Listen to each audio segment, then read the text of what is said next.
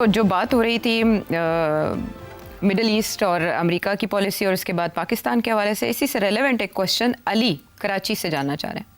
سر صاحب، مشرق وسطیٰ میں اور کچھ عرب کنٹریز یا پھر کہہ لیں کہ مسلمان کنٹریز میں جس نے نیوکلیر پاور بننے کی کوشش کی، کسی کے سائنسدان مارے گئے تو کسی کی نیوکلیر انسٹالیشنز پر حملہ ہو گیا، اور کسی کو حملے کی دھمکیاں دے کر کچھ نہ کچھ کہہ کے کسی مسلم کنٹری کو نیوکلیر پاور نہیں بننے دیا گیا۔ پاکستان کے سامنے بھی یہی سب سے بڑا چیلنج تھا۔ پاکستان کے کوئی بھی ایک سائنٹسٹ جو ہے وہ آج تک مارا نہیں گیا، یا پھر پاکستان کی کسی بھی ایک بھی نیوکلیر انسٹالیشن پہ حملہ نہیں ہوا، جبکہ ہمارے پڑوس میں ہمارا اتنا بڑا دشمن ہے انڈیا، اور دوسرا ہمارا دشمن اسرائیل تھا۔ دونوں کے ہوتے ہوئے کسی ایک بھی پاکستان کی نیوکلیر سائٹ یا پھر کسی نیوکلیر سائنسدان کو نقصان نہیں پہنچا۔ اس کا کریڈٹ کس کو دیں گے؟ آئی ایس آئی کو دیں گے؟ پاکستان کا ایسا کون سا سسٹم ہے جو اتنا زیادہ اپنی ان نیوکلیر انسٹالیشنز کی حفاظت کرتا ہے، جو کہ آج تک اس میں کوئی بھی لوپ ہول نہیں ہے؟ آپ اس کا کتنا کریڈٹ دیں گے پاکستان کی ایجنسیز اور پاکستان کی جو بھی یہ لوگ کرتے ہیں اس کی حفاظت؟ ان کو پاکستان کس طرح سے پروٹیکٹ کرتا ہے اور کس طرح سے بچاتا ہے کہ آج تک اس کو کوئی ہاتھ نہیں لگا سکا؟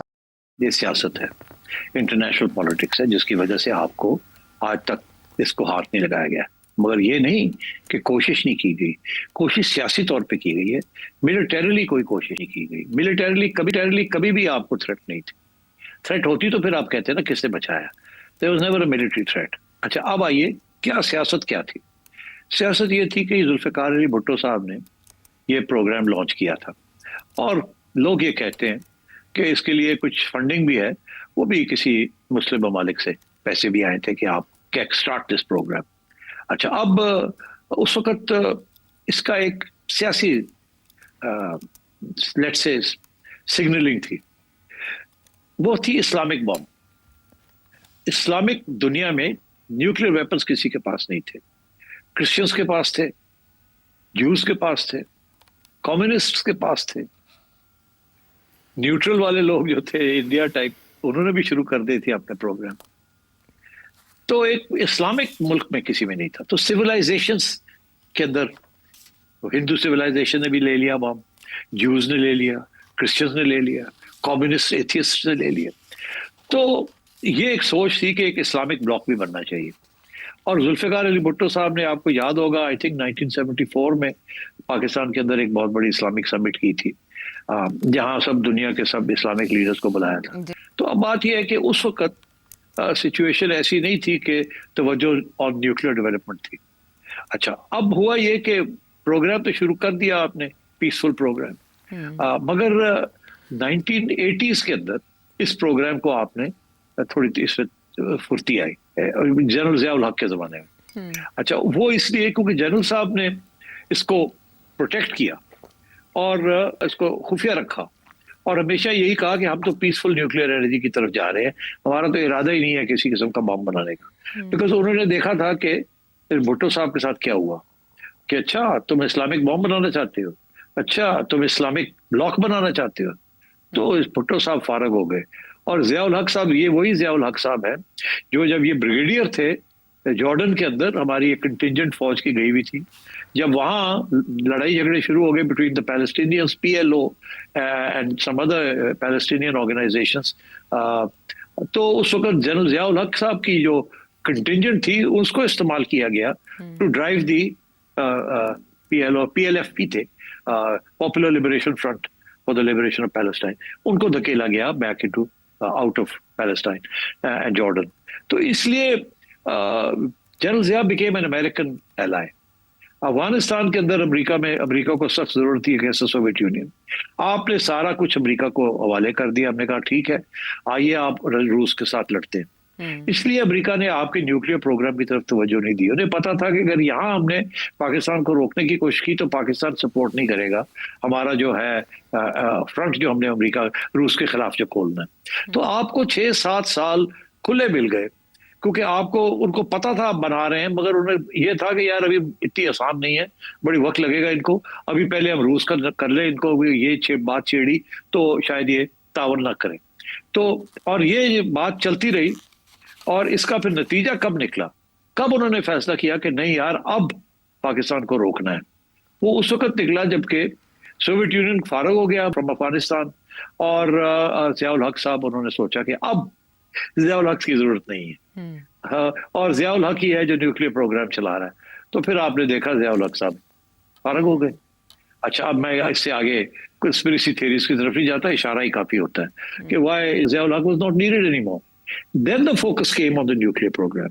اور اس وقت سے لے کے, کیونکہ ضیاء الحق نے 1987 میں یہ کہہ دیا تھا, کیونکہ اس وقت انڈیا کے ساتھ ٹینشنز بڑی چڑھ رہی تھی, اور اس وقت ضیاء الحق نے یہ اعلان کیا کہ we are a screwdriver stir away from making the bomb. پہلی دفعہ پاکستان کے ایک لیڈر نے یہ تسلیم کیا کہ ہم نے تیار کر لیا, صرف 2-3 پیچ کسنے اور بم تیار ہو جائے گا. وہ انڈیا کو دھمکی دینے کے لیے تھا. اور اس وقت کسی وقت مشاہد حسین صاحب سے پوچھیے گا, پوری شاید بات نہ کریں, کہ کس طریقے سے پوری ایک سازش کے تحت کلدیپ نیر صاحب ہیں ایک جرنلسٹ انڈیا کے, ان کو دعوت دی گئی, وہ آئے, ان کو ملاقات کروائی گئی ڈاکٹر اے کیو خان کے ساتھ. ڈاکٹر اے کیو خان نے ان کو بتایا کہ یہ بنا لیا ہم نے, تاکہ ڈینائی بھی کر سکیں اور آفیشیل بھی نہ ہو. تو انہوں نے جا کے انڈیا کو بتایا کہ جی وہ تو کہہ دے رہے بم بنا لیں. اچھا ہاں, تو مطلب ہے کہ اس کے بعد جب یہ سب کچھ ہوا تو پھر 1990 میں جب محترمہ آئی تو اس وقت امریکہ نے محترمہ کے اوپر پریشر ڈالنا شروع کیا کہ جی اب آپ یہ نیوکلیئر پروگرام کو ختم کریں. اچھا اس وقت جب یہ بات ہوئی تو اس وقت کی جو اسٹیبلشمنٹ تھی انہوں نے یہ سوچا کہ ارے یہ تو گڑبڑ ہو جائے گی, یہ محترمہ تو ان کے ہاتھ میں ہے. تو پھر محترمہ کی بھی چھٹی کرانی پڑی. تو محترمہ کی چھٹی کرا دی بیکاز محترمہ was close to the Americans. اچھا نواز شریف صاحب آ گئے. تو نواز شریف صاحب تو ضیاء الحق صاحب کے اے ٹیم کے اوپننگ بیٹسمین تھے, تو اور اسٹیبلشمنٹ کے بڑے قریب تھے. تو اس وقت پاکستان کے اندر 90 کی دہائی میں 1990 کی میں بات کر رہا ہوں, سپٹمبر 1990, تاریخ پڑھ لیجیے جا کے. پاکستان کے اندر امریکہ کے ایمبیسڈر تھے رابرٹ اوکلی جا رہے تھے, اور سپٹمبر کے اندر ان کی ٹرم ختم ہو رہی تھی. تو انہوں نے جاتے جاتے یہ کہا کہ اب ہم پاکستان کے ساتھ سارا بند کرنے لگے ہیں ایڈ, اور سارے جو آپ نے F-16 بھی کے لیے $650 بلین بھی ہمیں دیے ہیں وہ بھی نہیں ملیں گے آپ کو, اور ہم آپ کی ایڈ بھی بند کرنے لگے ہیں. کیوں آپ نیوکلیئر پروگرام اپنا بند کریں. یہ کہہ کے اور وہ چلے گئے. اور وہ چلے گئے. اس کے بعد اگلے 4 سال امریکہ نے پوری کوشش کی, آپ کے اوپر ہر قسم کے سینکشنز لگائے, ہر قسم کے امینڈمنٹس کیے اپنے قانون میں, اور آپ کو دبانے کی کوشش کی کہ ان کے اس وقت یہ کہتے تھے freeze roll back your nuclear programme. پہلے کہتے تھے کہ فریز کر دے. فریز کا مطلب یہ ہے بند کر دیں, انریچمنٹ کرنا. پھر کہتے تھے اپنے نیوکلیئر وار ہیڈ جو ہیں ان کے اوپر کیپ لگا دیں تاکہ وہ استعمال نہ ہو سکے. پھر کہتے ہیں رول بیک کریں کہ یہ جو کچھ بنایا ہے اس کو ختم کریں. کیپ فریز رول بیک یہ پروگرام. یہ ان کے ایک کے بعد دوسرے ان کے لوگ آتے رہے یہاں اور پریشر ڈالتے رہے. پہلے نواز شریف صاحب کی گورنمنٹ کے اوپر, پھر بے نظیر بھٹو صاحبہ کی دوسری گورنمنٹ کے اوپر, مگر اس وقت کی اسٹیبلشمنٹ ڈٹی رہی اور انہوں نے کہا no. And so I think that is how اس وقت تک بنا لیا تھا ہم نے. تو جب بنا لیتے ہیں آپ تو پھر مشکل ہو جاتا ہے. بنانے سے پہلے آپ کو روکا جا سکتا ہے, مگر جب یہ روکنے کا وقت تھا 1980s میں, اس وقت امریکہ کو آپ کی سخت ضرورت تھی. سو آپ نے you went ahead and you made this. So that is how the thing came to be.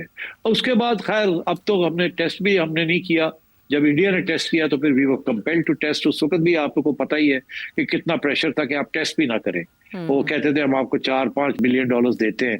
Bill Clinton نے نواز شریف صاحب کو کہا تھا, نواز شریف صاحب نے کہا نو, اب ہم نے ٹیسٹ کرنا ہی کرنا ہے. And so that is how we were able to retain our nuclear programme. اور تب یہ مانیٹرنگ اور انسپیکشن بھی ایسی نہیں ہوتی ہوگی سیٹھی صاحب, سیف گارڈز ایسے نہیں ہوتے ہوں گے کہ پتہ چل سکے انریچمنٹ کس حد تک پہنچی, اسی لیے پاکستان اس قابل ہوا. جی بالکل ظاہر ہے نا. اس وقت تو وہ اگر کہتے ہیں ہم نے انسپیکشن کرنی ہے تو ہم نے کہنا تھا no, and then we would not have cooperated with them in Afghanistan.